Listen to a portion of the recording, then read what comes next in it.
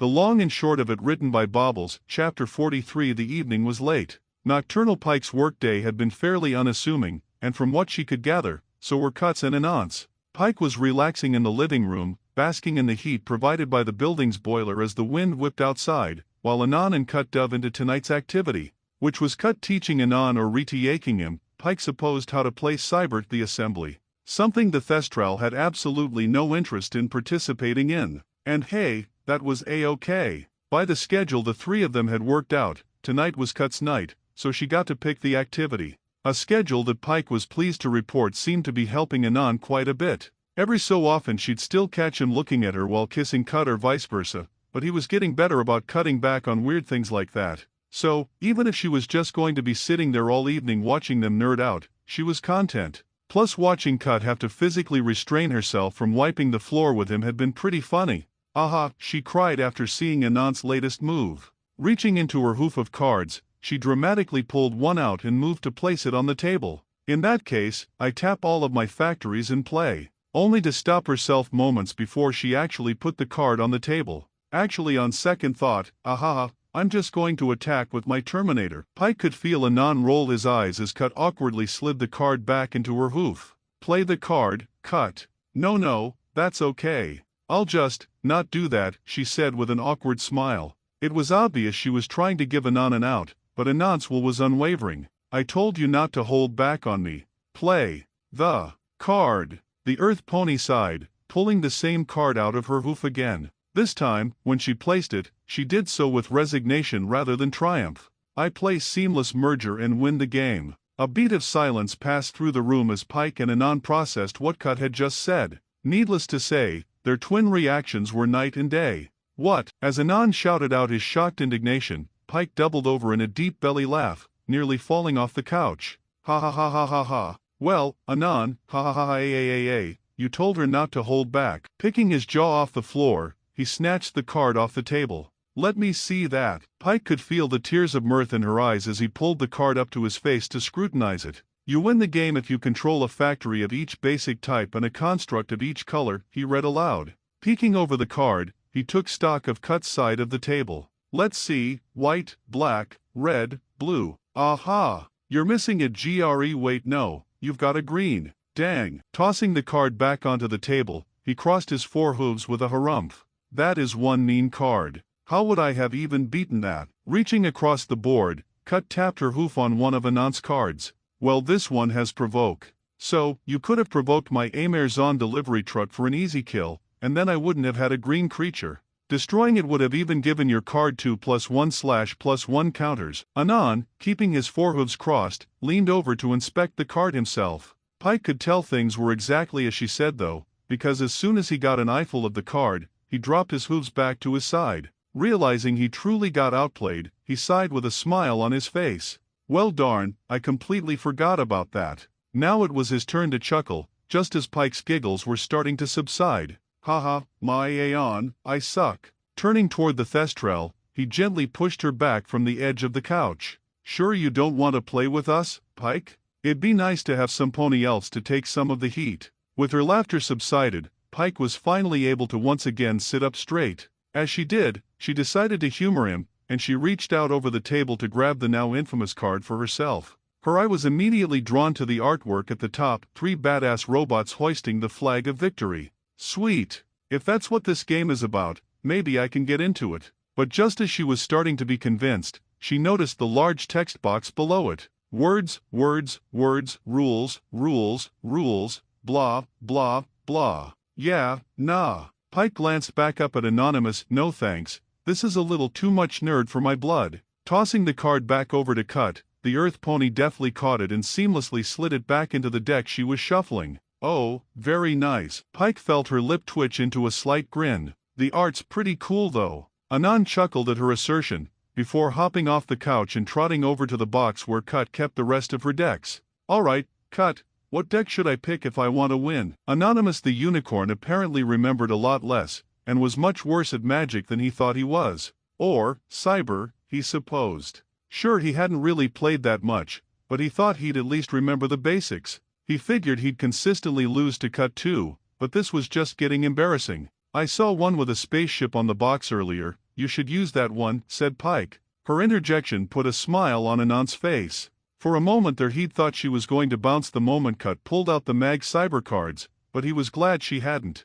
Honestly, it still stressed him out a little when he spent time with just one of them. But that was the point of these scheduled days, to help settle his fears with the power of math. He was feeling less like an asshole for snuggling up to one of them when the other wasn't around, so he'd take that as a sign it was working, at least. Hey, enough about your problems, brain, today's supposed to be about Cut, and she still needed to answer his question. The Megacorp Galactic Destiny deck? It would complement his playstyle of just throwing constructs at me, she said to herself. Knowing Cut, it looked like if he didn't choose for her, she'd be considering the logistics of each deck for the next 20 minutes. But it wasn't like he knew what any of the decks could do either. How was he supposed to choose? Oh wait, there is one deck that I know how to work. Hey, how about you let me use the deck with that insta-win card, and I'll pick a deck at random for you to use. That should even the odds a bit. That, predictably, snapped Cut out of her thinking with a start. Actually that would probably work.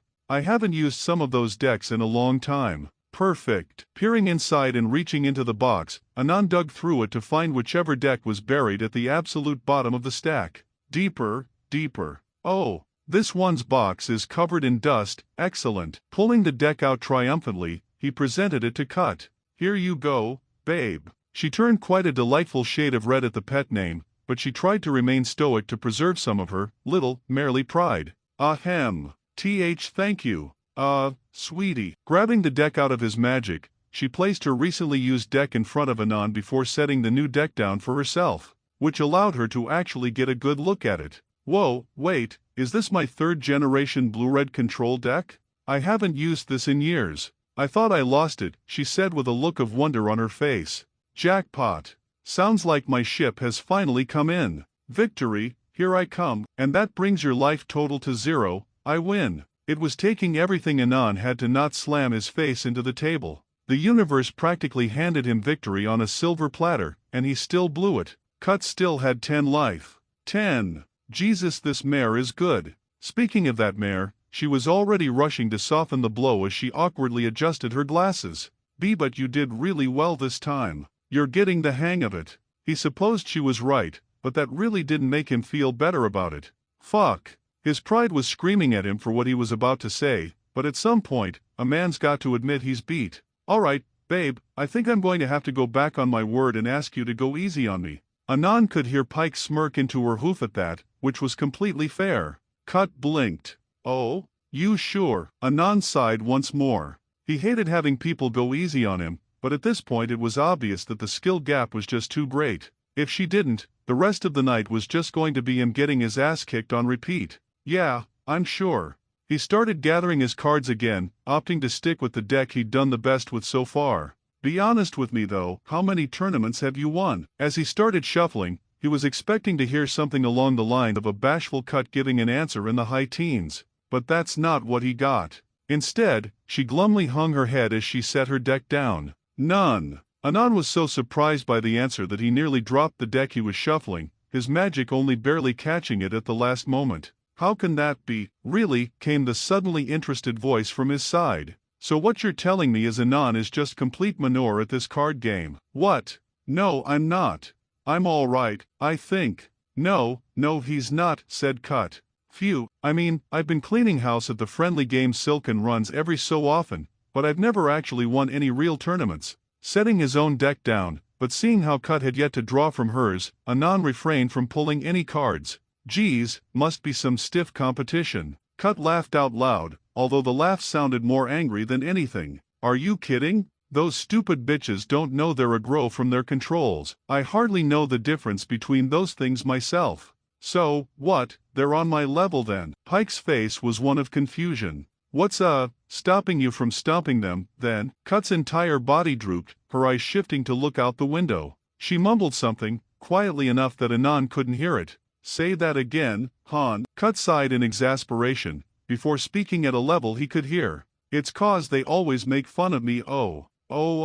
So it's that kind of tournament, he said, knowingly. Cut sighed once more. Yeah, it's that kind of tournament. By then, Anand completely understood. God knows there's a lot of ammo they could use against poor Cut. Hold on, I'm out of the loop here, Pike chimed in. What kind of tournament? Anan put a hoof on his chin and gave a thoughtful hum. How do I put this in a way she can comprehend? Aha, you go ahem, gals trash talk each other at the guard hoofball tournaments, right? Pike quirked her brow. Yeah, perfect. But there are lines you wouldn't cross, right? Pike was following along now. Of course. If you're too much of a flankhole you get ejected from the game. Anan nodded. Now imagine if that wasn't the case, and all the ponies competing were a bunch of bitter bitches. Pike froze as realization dawned on her face. Oh. The more she dwelled on it, however, the more her face went from understanding to disgust. Oh, that's terrible. Over a card game?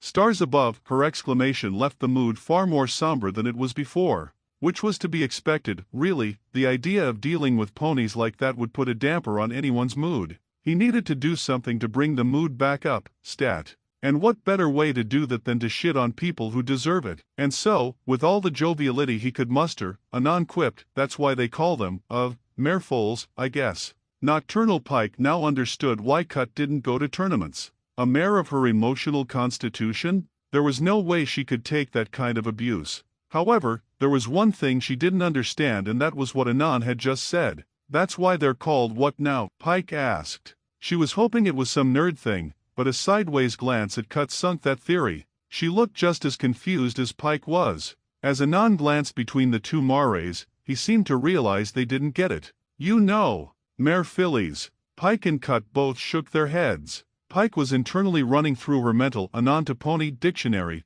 hoping that might shed some light on his choice of words. Well, mare means man, and foal usually means kid. Man-kid, that doesn't help at all. Pike was absolutely baffled, but she had to hoof it to him if he was just saying nonsense to help lift the mood. It seemed to be working. Mare foal, as in a mare that acts like a filly? Cut asked. Anan's face lit up, as Cut had clearly hit the nail on the head. Exactly. Back home we had a special term for people like that. I hoped it would translate directly. Oh, now I know what he's trying to say. The word you're looking for is yearling, Anan, Pike said. Anan suddenly balked in apparent surprise. What, like the author? Fuck off, you do not call them that. His reaction was just extreme enough to banish the last of that somber mood, and had immediately left the mares in stitches. Which, of course, also meant he definitely didn't believe her now. Oh, you two are so messing with me. We're not, cried Cut between guffaws, it's true. They're a bunch of stuck-up yearlings. Anan crossed his hooves and pouted, his every word dripping with indignation despite the ghost of a smile on his lips. Oh yeah, what came first then? The author or the word? Which of course just made Pike and Cut laugh even harder. The word, Pike gasped out between fits of laughter. Who do you think buys all her books? Anan's ire was instantly shattered as the same mirth that possessed Pike and Cut took hold of him. Ha! Oh God, her parents must have hated her. Imagine naming your kid man-child. Cut, having calmed down enough to speak, wiped a tear from her eye. Well, it's probably a pen name. Anan snorted in a very unlordlike way. So what, she just hates her fans. That nearly sent Cut into another laughing fit. Ha! Have you ever been to a Daring Do convention? Her gaze swiveled between Anan and Pike, clearly expecting the two of them to chime in with their own experiences, but they just shook their heads. Honestly, what did she expect? Well, they can get pretty bad, she awkwardly amended. Hoping to throw her a bone, Pike decided to chime in with the only Daring Do convention-related story she had. I did have to break up a bar fight after one a couple years ago, if that counts. She barely noticed as Cut suddenly stiffened. It wasn't at the Salty Spittoon, was it? Oh hey, I'd forgotten the name of the bar it happened at. It was. About 5 years ago, back when I was just a lowly patrol mare. For the briefest of moments, Cut's fur stood on end and she started fidgeting with her hooves. Odd. Ignoring the fidgeting, Pike continued. Astral and I were expecting an easy patrol, despite what we heard was in town, but Philly, were we wrong? She remembered the moment with perfect clarity. She just got done ranting about how it was stupid for the two of them to even be patrolling that night, when suddenly a chair came flying out the window of the bar. By the time we were on the scene, that whole bar was at each other's throats. Thinking back to the mental image, Pike couldn't help but start laughing. After all, the best part is, every single one of them was still in costume. The image made Anan start laughing along. However, Cut just nervously tittered. What could be bothering her? Cut took a shallow breath. Do you happen to remember why the fight started? Oh, that part's great too. It was all over one of the villains. The stallion. Oh, what was his name? Caballaren. Cut added with what almost seemed to be mounting horror. That's it, Pike cried. They were fighting over him. According to the witnesses after the fact, some mare was claiming that he just needed a guiding hoof to set him straight, and another questioned whether or not the former had even read the books. Then the punches started flying. I almost couldn't believe it was all over some stallion. A fictional stallion. Ah, mare, the mileage I've gotten out of that story. Pike stopped for a moment to consider things. Cut was obviously no stranger to daring-do conventions. Maybe she was there? Heck, maybe she even knew the mare that supposedly threw the first punch. Pike never did find her. Come to think of it, Cut's build is pretty similar to how witnesses described that mare, and Cut herself is looking awfully nervous for some reason. Ahaha, see what I mean? Cut nervously chuckled. Those yearlings can get awfully awful about things. Is she? Nah, I'm just imagining things. Anyway, so yeah, that's why the tournament sucks, Cut concluded. Anan hummed for a moment, before leaning over the table, forehooves crossed, and once again focusing on Cut. About that, he cut in, it's not like there's not a bunch of board game shops in town. Why don't one of those just make a new tournament if this one's so bad? Cut, clearly relieved, playfully rolled her eyes. Celestia, I wish. The board game barn cut some kinda deal with the company that makes Cyber though. Oh Luna, it's there. Just thinking about that place made Pike, and Anan, considering the sound he just made, gag. Bleck, it's there? Jesus, no wonder it's crap. Well now you've gotta go back. Cut in, Paste was staring at the stallion, dumbfounded. Huh, I just got done telling Anan about how horrible the ponies that enter the tournament are. Why would he suggest I go back? I'm not following, Pike said, mirroring Cut's own thoughts. Anan just perplexingly pointed to himself and Pike. Isn't it obvious? He sounded far more incredulous than he had any right to be. He held his hooves there for a moment, waiting for either Cut or Pike to pick up on what he was implying. After several seconds of the two of them not making whatever connection he wanted them to though, he let them drop. Okay, think about it like this, how would they try to make fun of you? Out of habit, Cut looked down at her hooves. Don't bite them, Cut. Pike had them done for a reason. They'd probably tell me I'm fat, make fun of my teats. No, that's not what I mean. Anan cut her off while shaking his head. Why would they bring those up? What would they use those things to say? Well, probably that I'd never get a Cut's eyes shot wide open.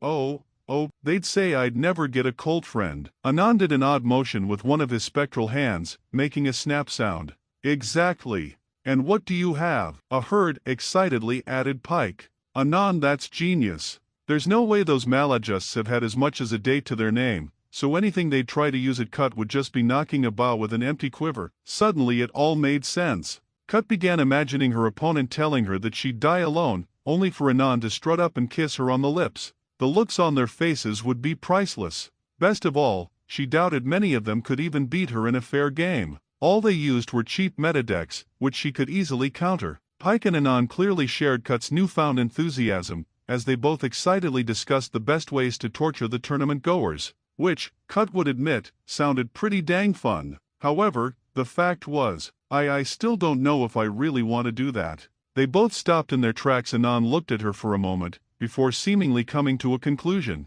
Yeah, I can see it. What? Pike interjected, rapidly looking between Cut and Anan. Why not? Cut quickly stopped herself, taking a deep breath to steel her nerves. Ahem. I'd still have to be there and have those ponies say those things to me. Pike deflated as she came to understand the dilemma. Darn. She scrunched her face, clearly trying to puzzle something out. Even if Anan and I were there the whole time, well, sure, that would make it much better, but Cut wouldn't make them do that. Those tournaments could go all night. Almost all they'd be doing would be just waiting around the whole time. I don't want the two of you to waste your day just so I could win some dumb tournament. Anan clapped his hooves, making Cut flinch just a bit. Nonsense. Spending an evening messing with these gals would hardly be a waste. And, said Pike conspiratorially, her face turning mischievous, it can all serve a higher purpose. Hopping off the couch, she strutted over to the earth pony and put a hoof on her shoulder. Cut, a mare must be assertive and stand up for herself. You can't just let any old hater get you down. I see where you're going with this, Han, and you're absolutely right, said Anan as he too left his seat. Circling around to the other side of Cut, he he put his hoof on her other shoulder, and the two of them leaned in toward her.